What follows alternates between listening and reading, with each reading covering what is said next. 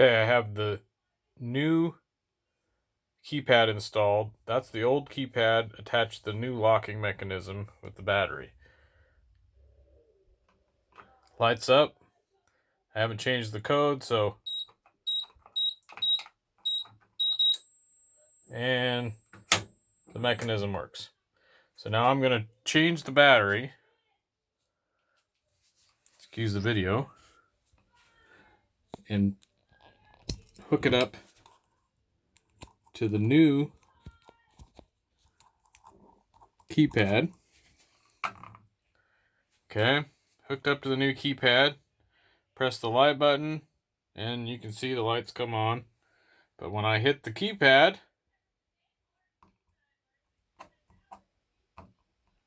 no beeping, no nothing. That's the problem. It doesn't activate the lock.